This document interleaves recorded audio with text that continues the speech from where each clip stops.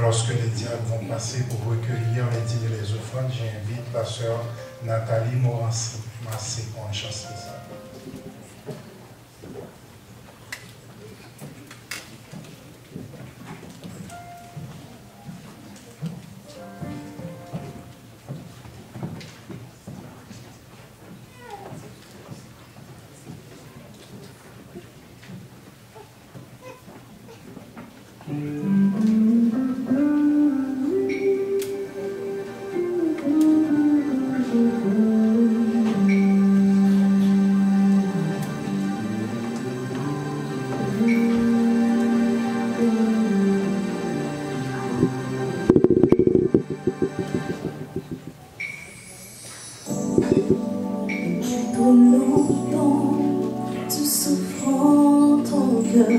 D'une profonde solitude.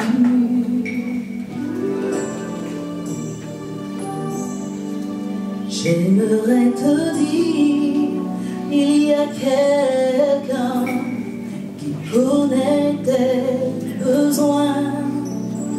J'aimerais te le présenter, son nom est Jésus, et lui seul peut transformer tes peines en joie. Il voit ta misère, il entend tes cris de douleur, de douleur. Personne ne peut t'aimer, ni ne peut t'assurer. Plus qu'un frère, plus qu'un ami, pour toi il a donné sa vie. Personne ne peut t'aider, ni ne peut te sauver. Comment te persuader? Il ne désire que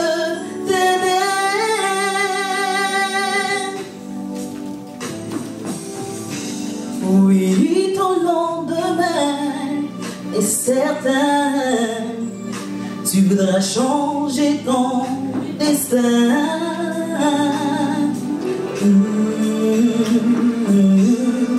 J'aimerais te dire, il y a quelqu'un qui connaît tes soupirs. Quelqu'un qui te tend la main, son nom est Jésus, et lui seul peut tout changer. Jamais il ne te laissera, il marche devant toi, il assure tes pas par la foi,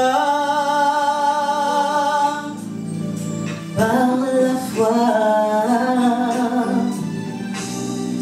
Personne ne peut t'aider,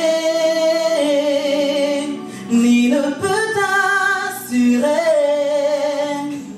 Plus qu'un frère, plus qu'un ami, pour toi il a donné sa vie. Personne ne peut t'aider, ni ne peut te sauver. Te sauver, comment te persuader? Il ne désire que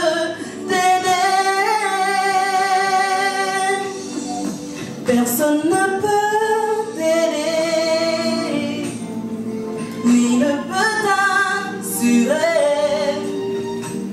Plus qu'un frère, plus qu'un ami, pour toi il a donné sa vie. Personne ne peut t'aider, personne ne peut t'aider, ni ne peut te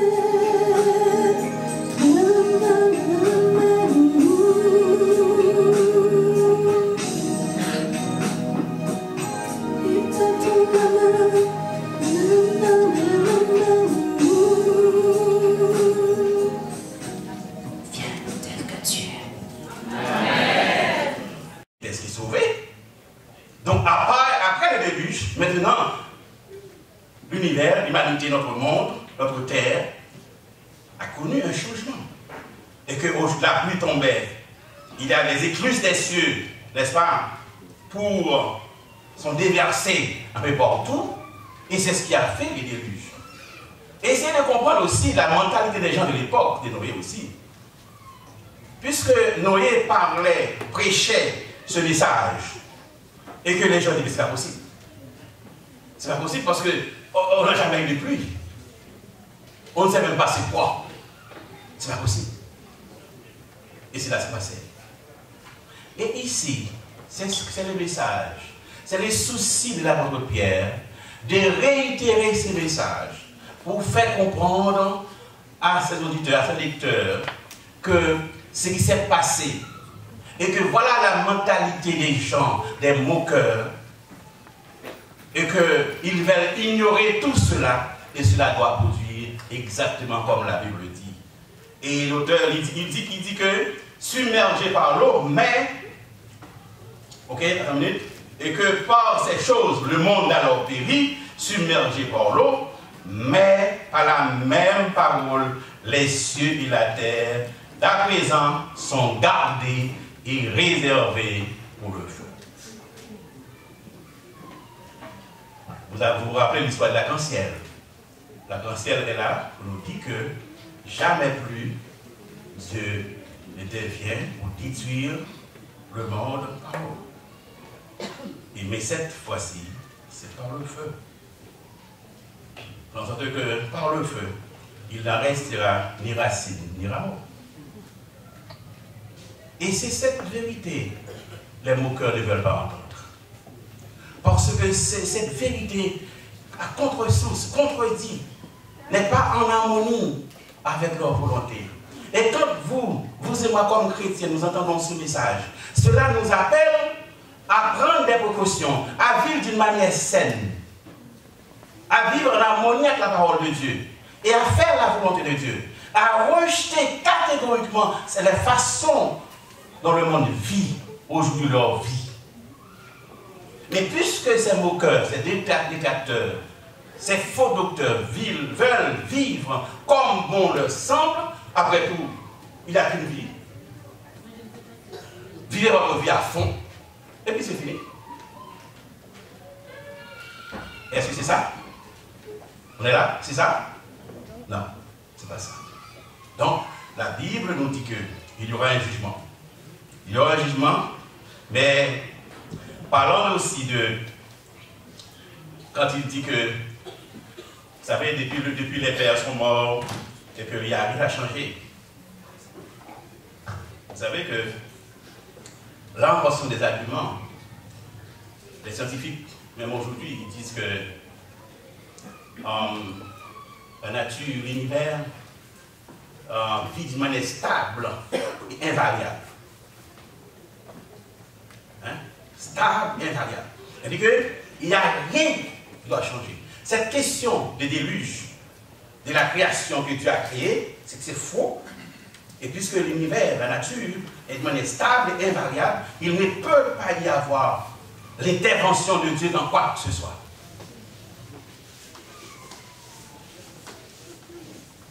Mais la Bible nous dit qu'il y a eu les interventions de Dieu. 1. La création. 2. Le déluge.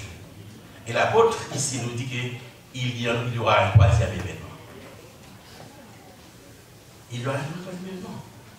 Et les textes, quand vous suivez,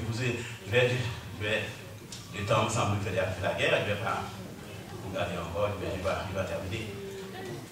Les textes, vous pouvez vous lire, vous-même lire les restes des textes chez vous et voir que Dieu décide à travers sa parole que les éléments que vous voyez aujourd'hui, le ciel, l'univers, la terre que vous voyez aujourd'hui, eh bien, il va y avoir un grand bouleversement. Un grand bouleversement. Ce que je peux vous dire à travers la parole, comme ça a été les soucis de l'apôtre Pierre, aujourd'hui aussi, je me sens dans l'obligation de vous réitérer ce message, de vous faire comprendre que l'objectif de Dieu, le but de Dieu, le but de Jésus-Christ, c'est de vous sauver, c'est de nous sauver. Et comme sauver, en acceptant le sacrifice du calvaire, en acceptant Jésus, il nous incombe de vivre d'une manière digne, de vivre d'une manière sauvée par la grâce de Dieu. De ne plus écouter, si c'était le cas, d'écouter ces moqueurs, ces faux docteurs, ces gens, des pseudo-scientifiques qui vous disent que la terre s'est faite d'une manière invariable, il n'y aura pas ce genre de choses. Cela s'est déjà passé. Cela passera encore. Parce que Dieu, à travers l'Apocalypse, à travers des textes que je viens de vous lire là, et les textes suivants, Dieu interviendra. Et cette fois-ci, pour mettre fin d'une manière définitive au problème du péché. Vous et moi, nous sommes conviés. Nous sommes conviés à vivre une vie exemplaire pour que nous puissions être parmi ceux qui nous précèdent. Pierre, Jacques et Jean, le sais-je. Et que lorsque Jésus-Christ viendra, tous ensemble, nous serons prêts pour vivre ce moment combien extraordinaire, là où il n'y aura plus de problèmes de péché, de souffrance et de maladie. Que c'est vous bénisse. Amen.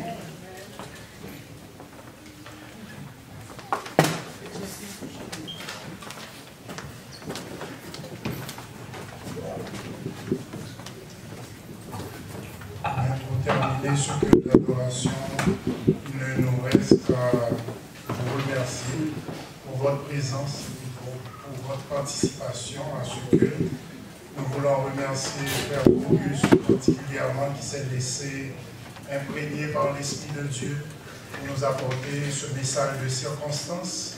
Nous voulons remercier tous ceux qui sont branchés en ligne pour assister à ce que nous voulons remercier d'une façon particulière aussi Pasteur Norilus et sa femme qui ont fait le déplacement pour venir adorer avec nous.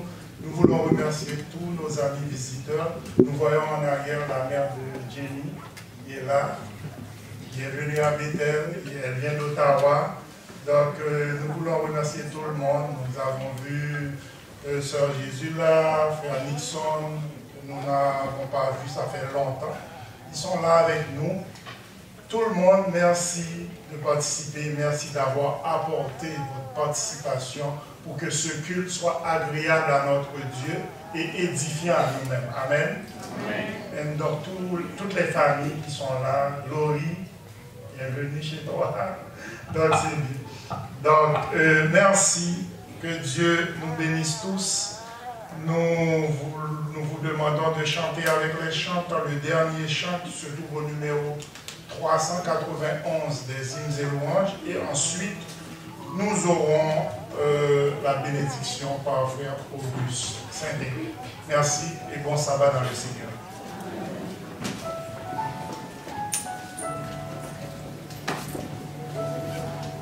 Amen.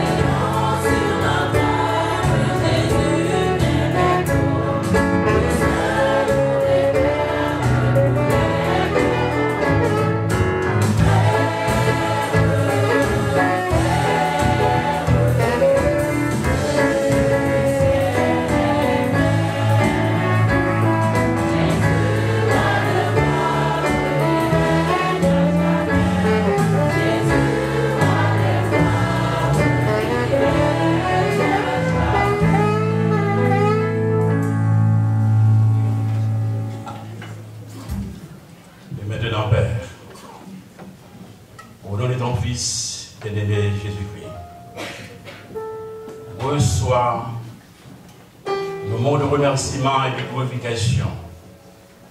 Et bénis ton peuple devant toi en ce moment, ton Église. Bénis également nos amis, nos frères et sœurs qui nous suivent sur Zoom ou sur YouTube.